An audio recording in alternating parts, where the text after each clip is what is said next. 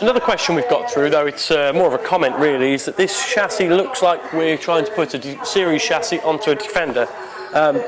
Well spotted, but that's not quite what we're doing. The chassis that we've chosen to use here is a Richards chassis, which is built in a slightly different way. I'll explain that shortly. Now, there are in the market a couple of different variations of chassis that you can get.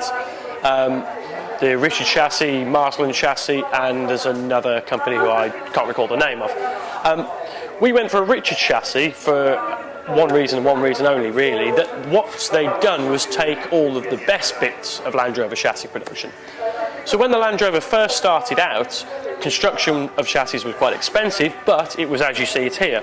So you've got straight pieces of steel welded together. We think that that's a benefit for various reasons I'll get to in a minute, but later on Land Rover changed the way they made the chassis. So instead of it being straight pieces of metal together, it was two halves of a chassis which sat on top of each other like that.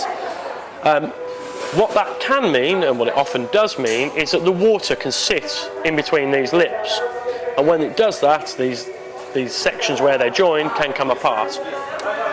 The original chassis were welded as you and I would understand welding, with a bi-welder the whole way down.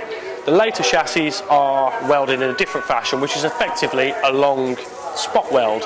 So they're not introducing extra metal into the equation.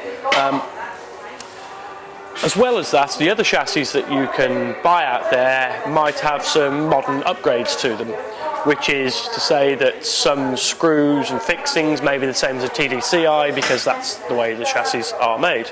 On this particular chassis, every nut and bolt will be the original, in this case TDI 200 nut and bolt fixing, and everything should be in the right place. And as such, we opted for this particular chassis because we knew everything that we'd got previously will fit straight onto it.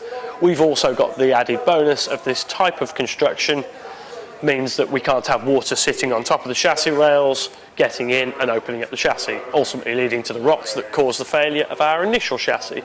But you're right, it does look a little bit more like a series chassis, but it's actually a genuine replacement for a Defender chassis.